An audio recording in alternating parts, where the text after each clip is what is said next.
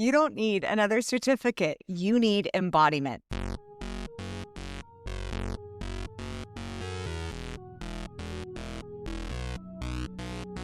Welcome to the Crown Yourself podcast, where together we build your empire and transform your subconscious stories about what's possible for your business, body, and life. I'm your host, Kimberly Spencer, founder of crownyourself.com, and I'm a master mindset coach, best-selling author, TEDx speaker, known to my clients as a game changer. Each week, you get the conscious leadership strategies you need to help you reign with courage, clarity, and confidence so that you too can make the income and impact you deserve. Imagine this podcast as your royal invitation to step into your full potential and reign in your divine purpose. Your sovereignty starts here, and your reign is now. Welcome back to another episode of the Crown Yourself podcast. I am your host, Kimberly Spencer, and oh my gosh, I'm giddy with excitement first and foremost because the Crown Yourself podcast is now officially on the YouTube. And what I mean by that is we had our Queen TV for years while we lived in Australia.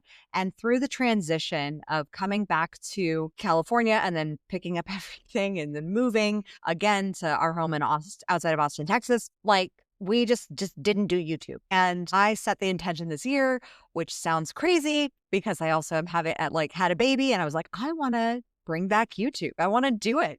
So if you're listening to this podcast on Spotify or Apple Podcasts, be sure to go over to YouTube and subscribe and watch it on YouTube because it'll just be a little different. It may be a little shorter, it may be a little longer on YouTube. So there will be other pieces and things that we'll get and give you by being a subscriber on YouTube. So be sure to head on over to YouTube and subscribe on YouTube if you have not. I don't know how many times I could say YouTube in one sentence. But for today, we are going to be talking about this moment of stepping up into being the coach, the mentor, the leader you know you're meant to be. And this has come cyclically, in a way, just coming onto YouTube is a part of that stepping up. This is actual, right here, embodiment happening right now, because I could give all the excuses in the world. I just had a baby. She's 11 weeks old. Actually, no, she's 12 weeks old today. I can see hormones. She's 3 months old today. And one of the beautiful things about having my daughter, I have two beautiful boys, 7 and 3, almost 8 and 4. But having my daughter, I am seeing so much of how I want her to see women and what I want her to see as a coach, as a mentor, as a leader, and what feminine leadership principles actually look like. And that takes courage, and it takes courage to do things before you're ready. I literally, my setup, it's so cute because I was like, oh, I have my mic stand. It's going to look all podcasty on YouTube. Yeah, something's up with the stand and how it's positioned, and it just doesn't catch the sound very well. So I literally had to stack the mic onto books to get that podcast look. Is that professional? No. Who cares? Who decides what is professional? And I think a lot of us can come from this desire for professionalism and perfectionism, especially in high recovering perfectionists right here. But real leaders actually come from wholeness. Real leaders actually come from a place of embodiment. And it comes from a place of acknowledging, okay, I am not where I want to be yet, but that doesn't disqualify the heaps of experience, the heaps of trainings and certifications and life that I have lived that actually puts me in the best position to coach, to serve, to guide, to lead in this capacity. And so often we let our stories and our certifications or lack thereof discredit us. And we let these things, the stories, especially around perfectionism, we let those discredit our actual qualifications, which are our lived experiences.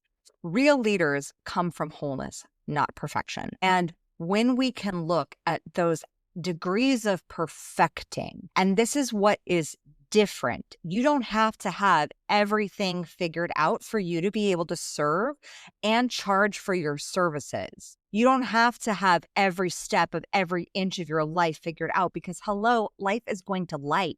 We are going to face struggles and challenges and hardships. And here's the thing. You're going to notice in a magical way is and I see this constantly with my clients who are in some form of leadership, whether they are CEOs, founders, coaches, healers, they constantly see that the struggles that they're going through in their business mirror the belief systems that they've had in other areas that they actually are now serving to help people with. Because and in this way, you get to learn alongside your clients. You get to learn alongside those who you lead. Leadership is not this top-down preaching style of leadership anymore. It is collaborative. Leadership is a relationship and guiding someone to an outcome. And sometimes in that teaching, I mean, I'm sure you've heard it said, you teach what you most need to know. And so often you'll see and hear, and I catch myself all the time saying, oh my gosh, that's a principle I need to more deeply embody. I don't need to go run off and get another certification. I don't need to run off and, go on a 6-month hiatus away from life and a spiritual retreat in order to find myself and that one missing piece. It's not missing. It's just an unlocking. It's an awakening and it's an unfolding. It's like the image of the lotus. So the embodied leader, and what an embodied leader truly leads through, is first and foremost your story.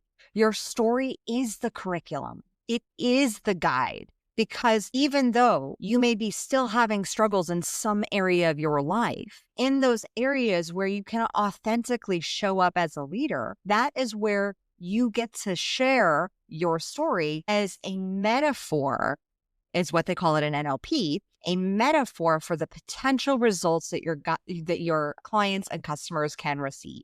The other piece is that leaders speak from scars, not wounds. So I am not one to tell you when something is a scar and when it is an open gangrenous wound, but you will know. So for example, just today, I literally just got off of a podcast called Building Healthy Relationships, The 4 Habits. And on that podcast, I shared the Cashflow transition and the complete pivot that we had in our guest podcasting agency, Communication Queens, where we went from a full done-for-you agency into now a consultative model. And so we just changed the model in Q4. And that required me to decrease our team size by 85%. And that also had me take a very harsh look right after the gigantic successful launch of my book to say, oh, okay, we actually have a model problem. We have a broken model in the business. And it was also breaking me as a leader because I was struggling with my pregnancy and borderline anemia at that time. And I realized that my body was trying to communicate, this model does not work for you at this season of your life. And that's okay. And yet now, 6 months later, I'm sharing on a podcast about the cash flow crisis that we experienced in Communication Queens very openly, because I honestly think more business owners, especially female business owners, need to recognize that that's just a part of business. Like, it happens, it's okay. And once you start hitting certain revenue markers, the next thing that you actually need to focus on is profit and cash flow. And I have coached and worked with multi-million-dollar business owners who I had one business owner who said, I am working harder at the $1 million level and taking home less than I did when I was pulling in 5 figures as a solopreneur. And I was like, damn, like that's a restructuring that needs to happen. So just so you know, like, this is a conversation that most people don't like to have because everybody shares their revenue numbers, but they don't actually share those cash flow numbers.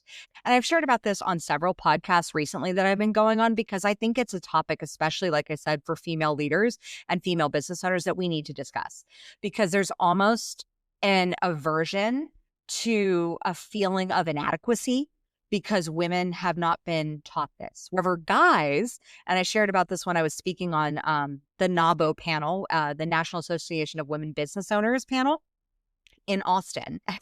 Men go through this round of business called funding.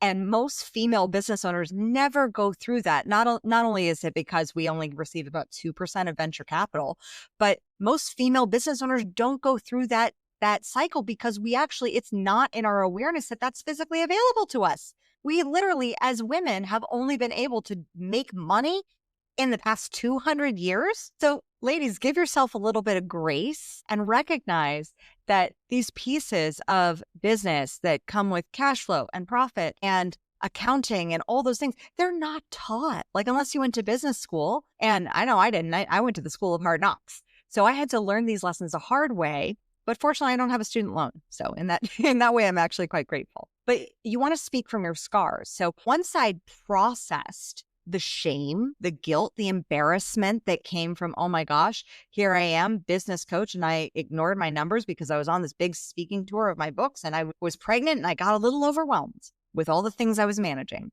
And I didn't catch that there were certain innovations that needed to be made in my business that I didn't do. And that was embarrassing for me. And once I healed the shame and healed the guilt, I now can speak about that from a place of authenticity because I saw the need for that. I can't tell you how many conversations I get into with leaders who literally silently share their cash flow and profit revenue, their profit margins. They're blasting out the profit, silently share because they are struggling because they don't know if they can pay their team on Friday and it's Tuesday. And that is a real fear that happens to a lot of business owners. And so not that I want to normalize that because I actually think we can transcend that, but I don't think we can transcend that without being aware that that is a common problem that happens to a lot of business owners, and especially as women. And so now I can teach from that place that was a wound and, it hurt. It hurt having to let go of 85% of my team. 85% of my team who literally we had cried together over one of our team members losing her spouse. We had cried together. We had bonded together. And we the culture that we had was amazing. And at the same time, it was just not sustainable. And that was so hard as a leader to make that decision. And I think the more we can speak to the tough decisions, not the highlight reel, but the tough decisions that we have to make that form our scars, that allow us to say we went into the arena and we got bloodied and we got battered and we got knocked down. And you know what? We got back up and we figured out something and we healed that part. And now we're not normalizing, but we are raising awareness to the fact that this is common so that you no longer are shrouded in shame of this piece. And I've seen this in every area, whether not only just cash flow and profit, but I've seen this with revenue. I've seen this in people's bodies of, I don't want to share about this procedure I had, or that I did this diet, or I feel like I'm the only one who's struggling with this thing in my marriage or with my kids. When we lock ourselves into that mindset of being the only one, that's where people really deeply struggle. And that's where you, as a coach, as a mentor, as a leader, that's where you show up in your genius zone. That's where you get to shine and pull people out of that darkness and share, hey, you're not alone in this. And that's a powerful, badass move to make. I mean, that's why I created the collective membership with Crown Yourself, so that we can have a community where we normalize the conversations about the hard things that go on in business and life and with growth. Because let's face it, we're facing a lot of hard things, and that is okay. Because we are presented with the opportunity to face it, which means our unconscious minds believe that we are ready. And it means that we're ready to grow, which means it gets uncomfortable. And when we can be in a community that says, hey, I see you. I may not have been there personally in that aspect of that specific situation, but I feel you. I was on a conversation the other day with a woman who was the kindest human. And she was sharing some things about her body. And while I don't have the same challenges with my body, because she was dealing with an actual genetic diagnosis, I can identify with what it feels like to not feel right in your body, because I did struggle with 10 years of bulimia. I know what that feels like. I can have empathy in that situation. And I can at least say, I see you, I hear you, I accept where you're at. And I can't tell you the relief I had when I walked into a room of female-owned business. I walked into a room of female-owned businesses, and it was a very small room because it was at the Dames Fun Friends back in 2024. And I had just had the debrief with my board on our numbers, and I was like, oh crap, that's not good. And there were 2 sessions that were happening for businesses that were doing 250 multiple millions. One was on sales, marketing, and PR. So sexy, so fun. And that one was gigantic room, small room, bookkeeping, and HR and cash flow management. Not so many people wanted to go into that one, but I did. And I walked in, and so many business owners from 250K to 500K to a million to beyond were sharing about the same struggles that I was going through.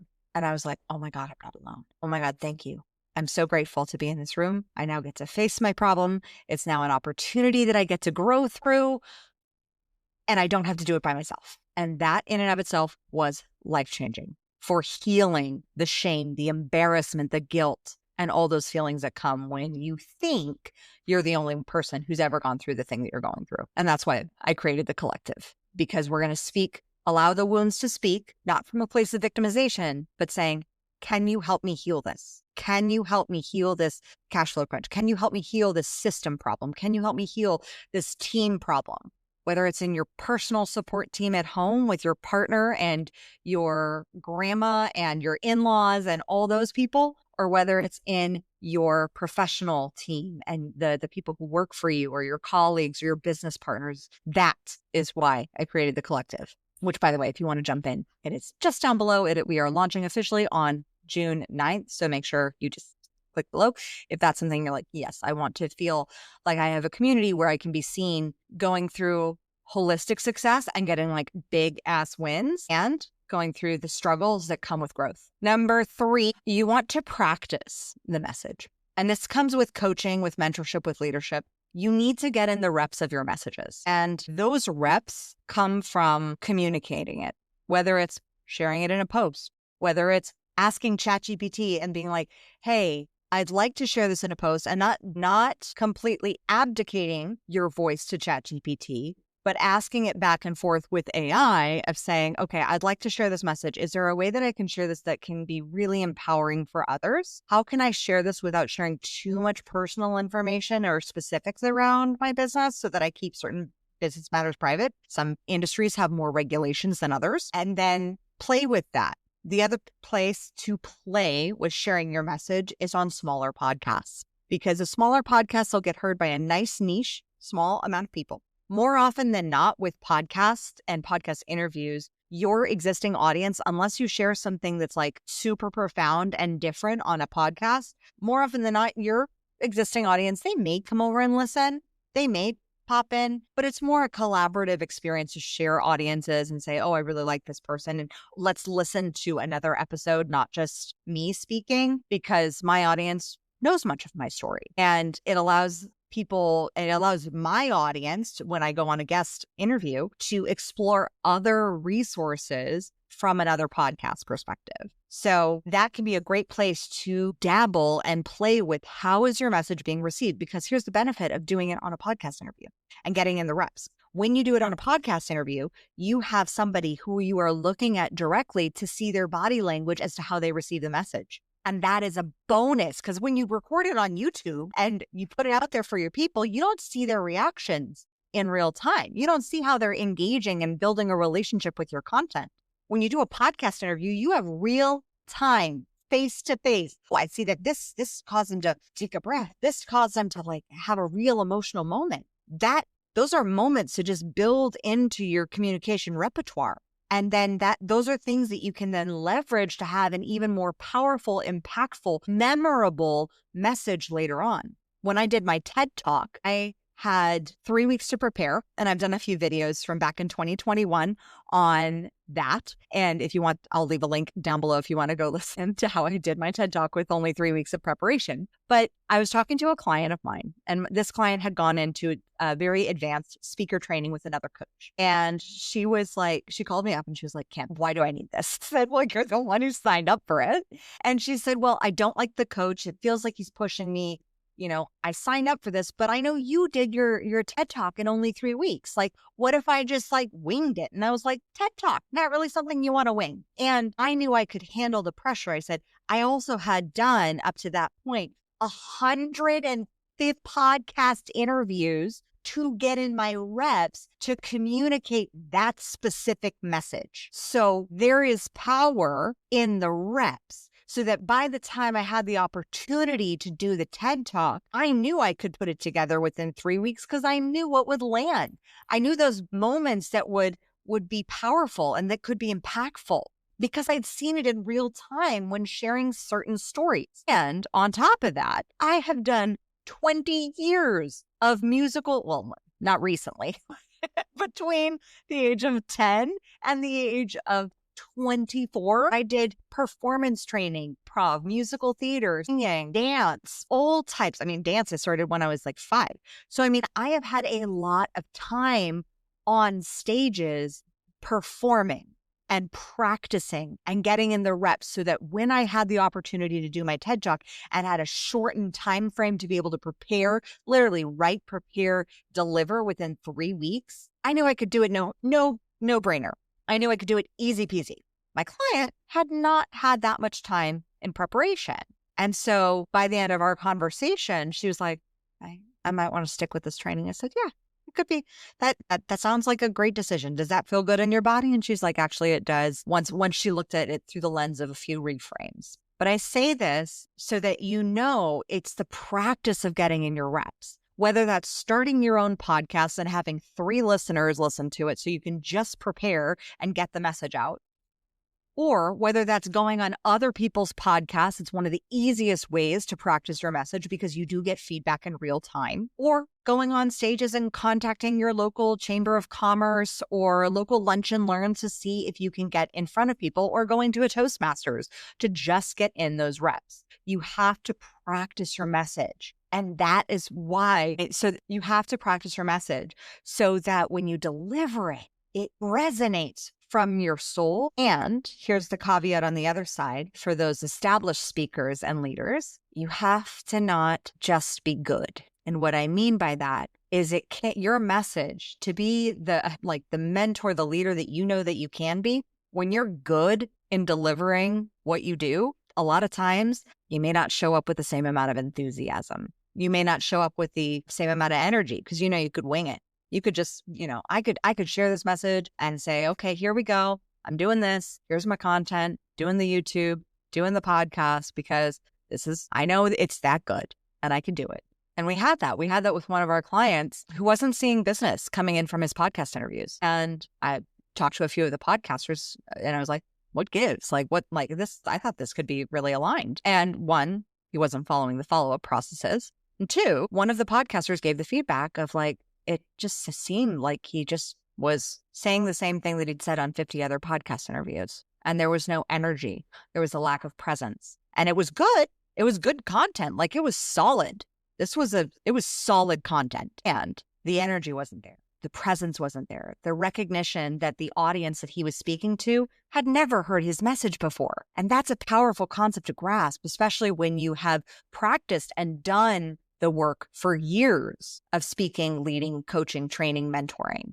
If you stop showing presence and full energy into what you do, they're going to say something changed. And they may not know it consciously. They may not know what it is, but they'll probably not re-enroll. They'll probably go find another mentor, because that's the problem with just being good. So you can't put yourself up on a pedestal just because you've done the reps. So on the one hand, there's you got to do the reps.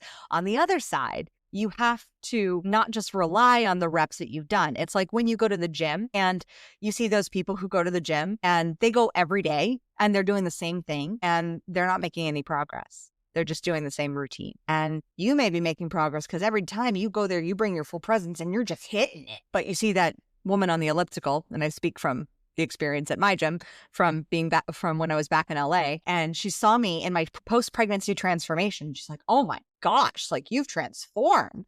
But that's because when I get on the elliptical, I'm a freaking beast. I'm it's scary. Don't capture my face because I am looking at it like I am climbing Everest. I am seeing goals. I am seeing visions. That's where I dream. That's where I get into it. I listen to music and I get activated. But you see the people who just go in and they go through the motions. And that's the problem with being good, which also isn't leaning into your full potential of being the coach, the mentor, the leader that you're meant to be. So just to recap, claim your story as your curriculum, speak from your scars, not from your wounds. If you have an open wound, not the time to be sharing it on a podcast or to the people that you mentor. You can share it from the space of I have healed this. And only you know how long it takes to heal. I just shared on the 4 Habits podcast, I shared an experience that I went through yesterday. There was a very emotional postpartum, crying, all the things experience.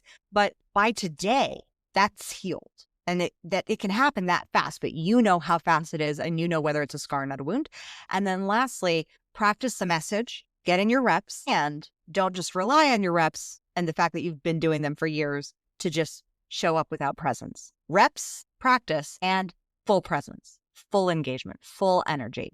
And with that, if you want to claim your voice and your leadership and your next level, and with that, if you want to take this conversation to the next level and you're like, yes, I want to be surrounded by a collective of amazing leaders, then jump into our membership, The Collective, that opens on June 9th.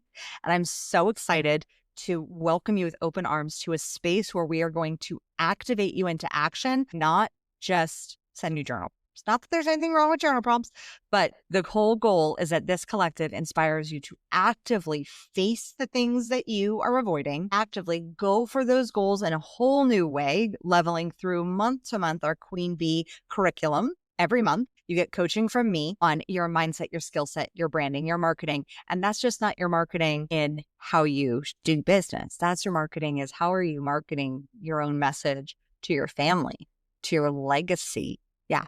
We're talking holistic success. We're not just talking business success. So if you want to jump in, click down below and jump in on the collective, and I will see you in there. As always, my fellow sovereigns, own your throne, mind your business, because your reign is now.